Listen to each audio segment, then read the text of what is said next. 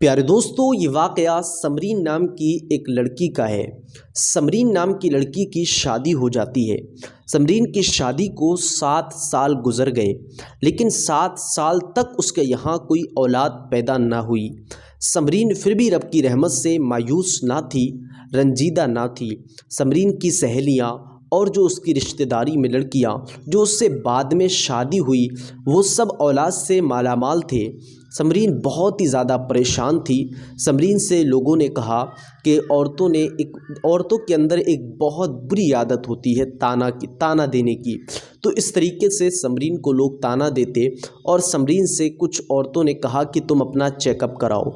तो समरीन डॉक्टर के पास जाने के बाद अपना चेकअप कराती है, तो समरीन को पता चलता है कि समरीन के अंदर कोई कमी है। उसकी रिपोर्ट के मुताबिक पता चल जाता है कि समरीन के अंदर कोई कमी है, इस वजह से उसके यहाँ औलाद पैदा नहीं हो रही है। इस तरीके से काफ़ी वक्त गुजरता चला गया।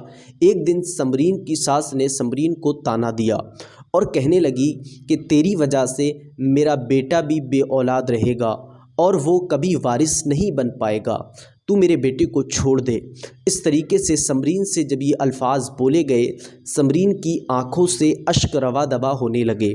समरीन रोने लगी और अल्लाह की बारगाह में अर्ज़ करने लगी, ऐ मेरे अल्लाह, इसमें मेरा क्या कसूर है? मेरे मौला मुझ पे रहम फरमा। इस तरीके से कुछ वक्त गुज़रा।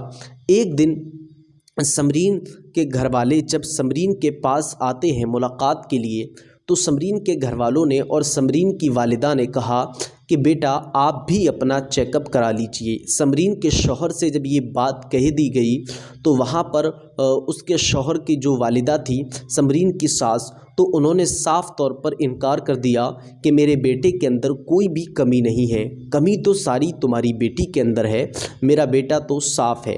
ये बात कहकर समरीन से जब कही गई, तो समरीन के शौहर ने कहा चेकअप कराने में क्या हर्ज है, मैं चेकअप करा लूँगा। तो समरीन का शौहर जब चेकअप कराने के लिए जाता है, जाने के बाद जब चेकअप कराया जाता है, तो रिपोर्ट के मुताबिक पता चलता है सारी कमी जो है वो समरीन के शौहर के अंदर है। अब ये बात जब घर में पता चलती है, तो एक बवाल सा मच कर के रह जाता है। लोग जो है एक घर में हंगामा सा होकर रह जाता है। समरीन की वालिदा आज जब ये बात कहकर रुखसत हो गई, उसका चेकअप करा के चली गई, तो समरीन की जो सास थी वो कहने लगी कि तूने मेरे बेटे को ख़राब कर दिया है और तेरी वजह से अब मेरा बेटा भी बे औलाद रहेगा, कभी वो वारिस नहीं बन पाएगा। इस तरीके से समरीन को ताना बहुत ही ज़्यादा ताने देने लगी। तो एक वक्त वो आया कि समरीन से कहा गया कि समरीन अब तू मेरे बेटे को छोड़ दे और मेरा बेटा अब दूसरी शादी करेगा।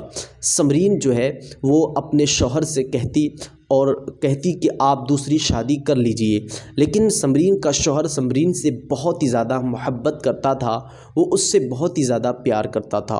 समरीन का शौहर कहता है कि मैं दूसरी शादी नहीं करूँगा। समरीन के शौहर ने साफ़ तौर पर इनकार कर दिया दूसरी शादी के लिए। घर वाले बहुत ही ज़्यादा कोशिश करते कि ये दूसरी शादी कर ले, लेकिन समरीन का शौहर दूसरी शादी नहीं करता। एक वक्त वो आता है कि समरीन जो है उसकी सास ने उससे कहा कि आज तुझे मेरे बेटे को छोड़ना पड़ेगा, मैं अपने बेटे की दूसरी शादी कराऊंगी। समरीन जो है वो अल्लाह की बारगाह में जाकर रोने लगी और अर्ज़ करने लगी, ऐ मेरे मौला मेरी हिफाजत फरमा, मेरी हिफाजत फरमा। समरीन अल्लाह की बारगाह में अर्ज़ कर रही थी, तभी जो है उसकी देवरानी का बच्चा रोने लगा और समरीन उसको जाकर गोद ले लेती है। जैसे ही समरीन ने उसको गोद लिया, तो वो बच्चा चुप गया। थोड़ी देर के बाद समरीन जो है उस बच्चे को वहीं बिठाल कर और वहाँ से जाने लगी और रोने लगी। तो वहाँ पर जो उसकी सास ने जब देखा कि ये बच्चे को छुपा कर और ख़ुद रोने लगी, तो उसने सोचा कि ये इसके बच्चों से जल रही है। लेकिन उन जाहिलों को कौन बताता कि उसके अंदर तो अल्लाह ने जलने वाला दिल दिया ही नहीं था। वो तो इतनी साफ़ और नेक लड़की थी जो अल्लाह की इबादत किया करती थी। प्यारे दोस्तों, जब समरीन को ताने देने लगे, तो एक वक्त वो आया कि समरीन को घर के अंदर जैसे ही ये जाती है और रोने लगती है, तो तुरंत इसको उल्टी होने लगती हैं, इसका दिल घबराने लगता है। अब उसका शौहर तुरंत अपनी बीवी के पास पहुंचता है और जाकर पूछता है कि आखिर क्या परेशानी है।